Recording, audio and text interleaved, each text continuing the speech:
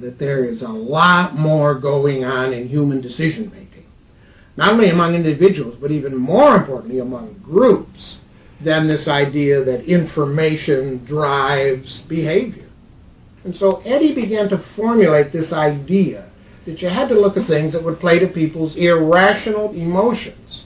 And you see, that moved Eddie immediately into a different category from other people in his field and most government officials and managers of the day, who thought if you just hit people with all this factual information, they would look at that and say, oh, of course. And Eddie knew that was not the way the world worked. Bernays set out to experiment with the minds of the popular classes.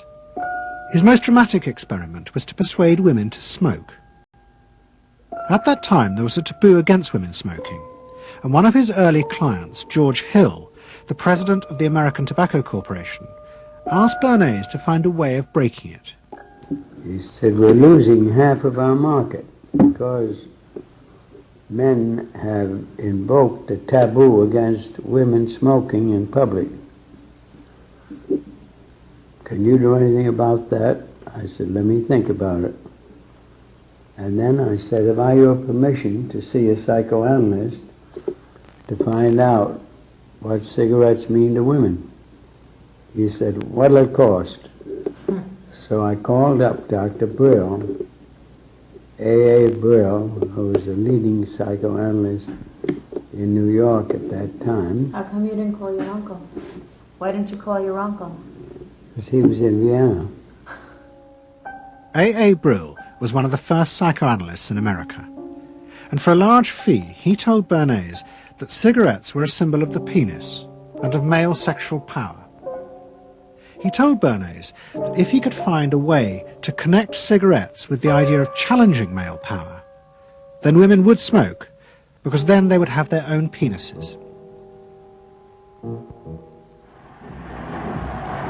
Every year, New York held an Easter Day parade to which thousands came, and Bernays decided to stage an event there. He persuaded a group of rich debutantes to hide cigarettes under their clothes. Then they should join the parade, and at a given signal from him, they were to light up the cigarettes dramatically. Bernays then informed the press that he had heard that a group of suffragettes were preparing to protest by lighting up what they called torches of freedom. He knew this would be an outcry, and he knew that all of the photographers would be there to capture this moment. And so he was ready with a phrase which was torches of freedom. And so here you have a symbol, women, young women, debutantes, smoking a cigarette in public with a phrase that means anybody who believes in this kind of equality pretty much has to support them in the ensuing debate about this, because torches of freedom. I mean, what's on all American coins? It's liberty. She's holding up the torch. You see? And so all of this is there together. There's emotion, there's memory, there's a rational phrase, even though it's using a lot of emotional elements. It's a phrase that works in a rational sense. All of this is together. And so the next day, this was not just in all of the New York papers, it was across the United States and around the world. And from that point forward, the sale of cigarettes to women began to rise. He had made them socially acceptable with a... What the corporations realized they had to do was transform the way the majority of Americans thought about products. One leading Wall Street banker, Paul Mazur of Lehman Brothers, was clear about what was necessary. We must shift America, he wrote, from a needs to a desires culture.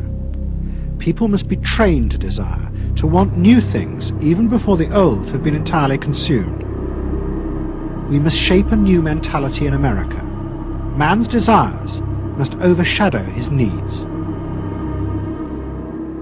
Prior to that time, there was no American consumer. There was the American worker, and there was the American owner, and they manufactured and they saved and they ate what they had to, and the people shopped for what they needed. And while the very rich may have bought things they didn't need, most people did not. And Mazur envisioned a break with that, where you would have things that you didn't actually need, but you wanted, as opposed to needed. And the man who would be at the centre of changing that mentality for the corporations was Edward Bernays. Bernays really is the guy within the United States more than anybody else who sort of brings to the table psychological theory as something that is an essential part of how, from the corporate side, of how we are going to appeal to the masses effectively. And the whole sort of merchandising establishment and sales establishment is ready for Sigmund Freud. I mean, they are ready for understanding what motivates the human mind. And so that there's this real openness to Bernays' techniques being used to sell products to the masses. Beginning in the early 20s, the New York banks funded the creation of chains of department stores across America. They were to be the outlets for the mass-produced goods, and Bernays' job was to produce the new type of customer. Bernays began to create many of the techniques of mass consumer persuasion that we now live with. He was employed by William Randolph Hearst to promote his new women's magazines, and Bernays glamorized them by placing articles and advertisements that linked products made by others of his clients to famous film stars like Clara Bow, who was also his client. Bernays also began the practice of product placement in the movies, and he dressed the stars at the film's premieres with clothes and jewellery from other firms he represented. He was, he claimed, the first person to tell car companies they could sell cars as symbols of male sexuality. He employed psychologists to issue reports that said products were good for you and then pretended they were independent studies. He organised fashion shows in the department stores and paid celebrities to repeat the new and essential message: you bought things not just for need, but to express your inner sense of yourself to others. There's a psychology of dress. Have you ever thought about it? How it can express your character? You all have interesting characters, but some of them are all hidden. I wonder why you all want to dress always the same, with the same hats and the same coats. I'm sure all of you are interesting and have wonderful things about you, but looking at you in the street, you all look so much the same. And that's why I'm talking to you about the psychology of dress.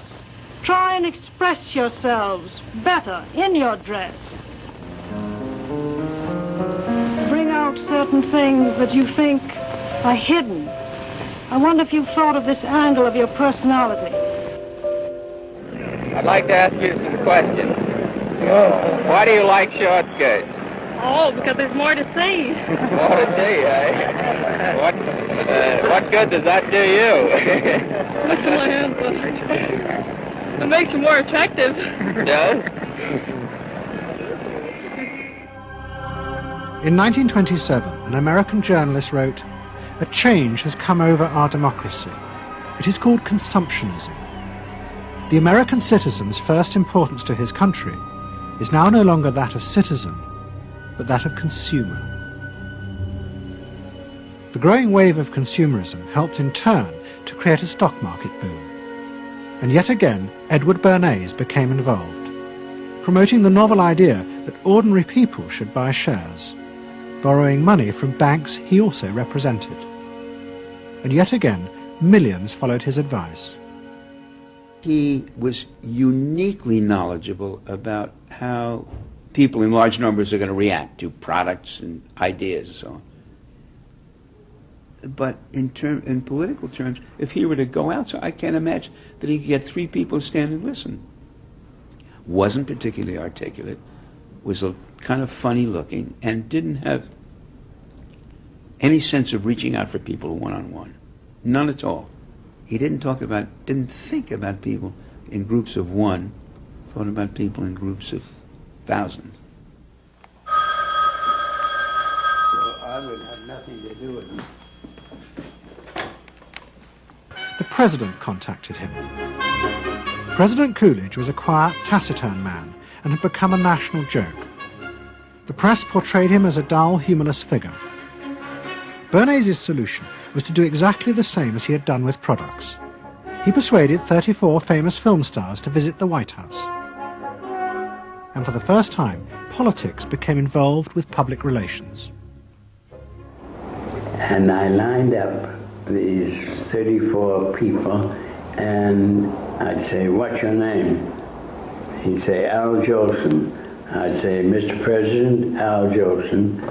Next day, every newspaper in the United States had a front page story: President Coolidge entertains actors at White House.